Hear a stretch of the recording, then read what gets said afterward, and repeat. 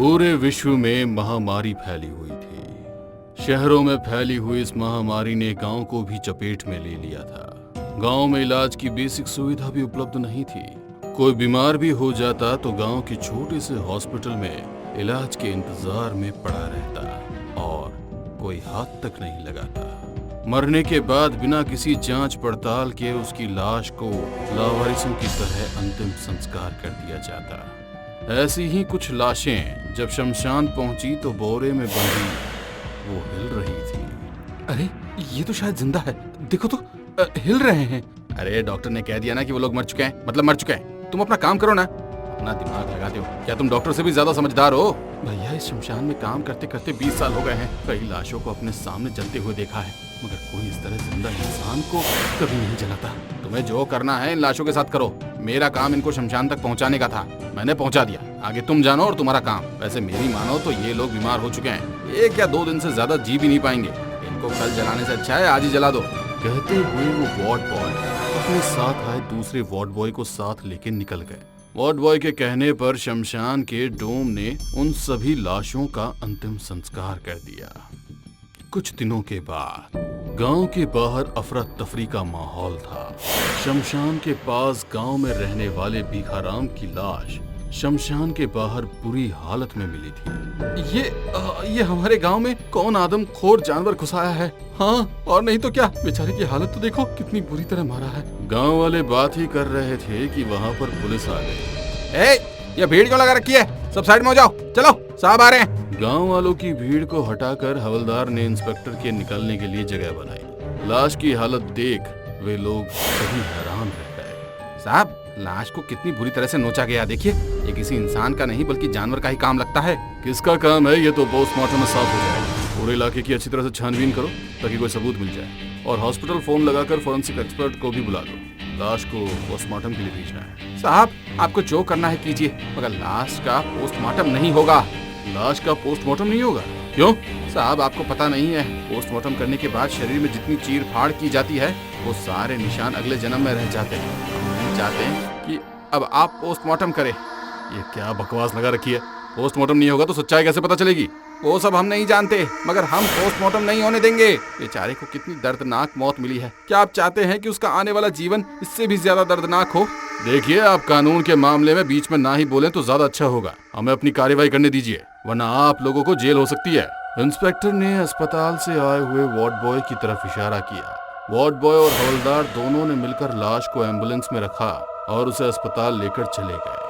तभी वहां पर एक तांत्रिक आया और जोर से अपना चिमटा बजाते हुए बोला, अस्पताल ले जाओ या शमशान ले जाओ, कहीं भी ले जाओ, अब मौत का तांडव शुरू हो चुका है। वो लोग अपनी मौत का बदला लेने आ चुके हैं। इसकी कहानी अस्पताल से ही शुरू हुई थी। इसकी लाश अस्पताल लेकर मत जाओ, वरना इसकी लाश भी तांडव मचाएगी। ये सब क्या बकवास लगा रखी है? गांव के लोगों के मन में वैसे ही इतना भ्रम भरा हुआ है, ऊपर से तुम्हारी अनर्गल बातें। अब आगे और कुछ भी कहा ना तो तुम्हें जेल में बंद कर दूंगा। भाग जाए ऐसे। इंस्पेक्टर की बात सुनकर तांत्रिक जोर जोर से हंसने लगा। मुझे क्या जेल में बंद कर बंधन में बंधेगा? मैं तो खुद संसार के बंधनों से खुद ही मुक्त हो चुका हूँ। मगर वो लोग अपनी मुक्ति के लिए भटक रहे हैं। उनकी मुक्ति का उपाय कर, वरना जल्दी ही पूरा गांव शमशान बन जाएगा। तांत्रिक की बातें सुनकर गांव के सभी लोग डर गए थे, मगर इंस्पेक्टर को लगा कि उन्हें डराने की ये कोशिश कर रहा है, इसलिए उसकी बातों पर ध्यान दिए बिना वो वहां पर जांच पड़ताल करते रहे, मगर उन्हें कोई भी सुराग हाथ नहीं लगा। हवलदार रामलाल, उस लाश की पोस्टमार्टम रिपोर्ट आई है नहीं? यहाँ लाश होती तो उसका पोस्टमार्टम होता ना। गांव वाले तो उस लाश को ही मॉर्चरी से ले गए और उसका अंतिम संस्कार कर दिया। ये क्या कह रहे हो? गांव वाले लाश को ले गए? अरे गांव वालों में पुलिस स्टेशन का कोई खौफ है कि नहीं? चलो मेरे साथ। कहते हुए इंस्पेक्टर हवलदार को लेकर गांव की ओर चल दिया। गांव में अफरा तफरी मची हुई थी। एक और लाश उस तरह की मिली थी। जैसे ही इंस्पेक्टर वहां पहुंचे, गांव वाले गुस्से में बोले, आप इन सब से दूर रहिए। तांत्रिक महाराज ने कहा है कि ये सब आत्माओं के कारण हुआ है। यदि आप लोग इसमें घुसेंगे तो आत्माएं और नाराज होंगी।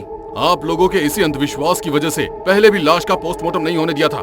ये उस दिन पोस्टमार्टम हो जाता तो इसके मरने की वजह मालूम पड़ जाती और हम शायद इस खून को होने से रोक सकते थे। कोई इस खूनी खेल को नहीं रोक सकता है। ये सब उनके मोक्ष के बाद ही खत्म होगा और उन्हें मोक्ष इतनी आसानी से नहीं मिलेगा। अरे किसकी मोक्ष की बात कर रहे हो? किसकी आत्मा भटक रही है? गांव वालों को बेवकूफ बनाने की जरूरत नहीं है और मुझसे सीधे मुंह बात किया करो। ये वही लोग हैं जिन्हें बीमारी के नाम पर बिना देखे जिंदा जला दिया गया। हर रात शमशान में मैंने अपनी आंखों के आगे उन आत्माओं को जलते तड़पते देखा है। 4 सालों से वो लोग अपना बदला लेने के लिए हर रात जलते हैं, मगर अब उन्हें ताकत मिल चुकी है। जिन लोगों ने जिंदा जलाया वो एक एक करके सबको मारेगी। पहले उसने शमशान के डोम को मारा, उसके बाद इस वार्ड बॉय को, और अब डॉक्टर की बारी है।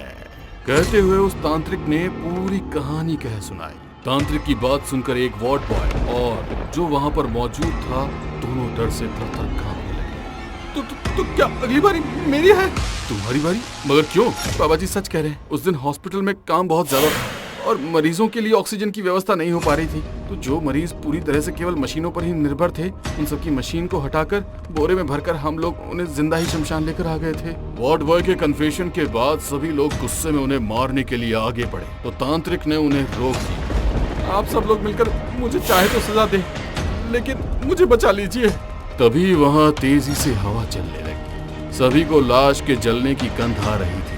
उल्लू चीख रहे थे। तांत्रिक कुछ मंत्र पढ़ने लगे। उनसे हवाओं का रुख और तेज हो गया।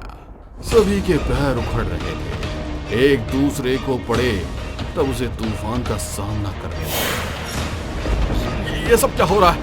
अचानक मौसम कैसे खराब हो गया? वो लोग लौट कर आ गए हैं, उन्हें कोई नहीं रोक सकता। अपना बदला लेकर जाएंगे वो। कहते हुए तांत्रिक ने शमशान की तरफ इशारा किया तो वहां से हवा में कुछ जलती हुई बोरियां उड़ती हुई आ रही थी। सब लोग ये नजारा देख हैरान हो गए। वार्ड बॉय डरकर हॉस्पिटल की तरफ भागने लगा। वो बोरियां उसी के पीछे उड़ रही थी। सभी उनका पीछा करने लगे। तांत्रिक बाबा, ये जो कुछ भी मैं देख रहा हूँ वो सच है या मेरे मन का भ्रम? इसे रोकने का कोई उपाय नहीं है। इन आत्माओं की मुक्ति का यही उपाय है, बदला, और कुछ नहीं। पिछले 2 सालों से मैं उनकी मुक्ति के उपाय कर रहा हूँ, मगर ये मुक्त ही नहीं होना चाहते हैं। मगर जब मौत का खेल शुरू हुआ तो मुझे पता चल गया कि वो मुक्त क्यों नहीं होना चाहते। तो आप ये कहना चाहते हैं कि इनको रोकने का कोई उपाय नहीं है? इन डॉक्टर को मरना ही होगा? हाँ। इंस्पेक्टर भी अब लाचार हो गए थे। अपनी आंखों के सामने कुछ लोगों को मरते हुए देख रहे थे और वो कुछ भी नहीं कर पाए। कातिल को सजा दिलाना उनके बस की बात नहीं थी। जैसे ही उन आत्माओं ने अपनी मौत का बदला लिया, जमीन पर क्षत विक्षत लाशें पड़ी थी और आसमान से रोशनी चमक रही थी। उन आत्माओं को अब मुक्ति मिल गई है। ईश्वर उन्हें अपने श्री चरणों में जगह दी।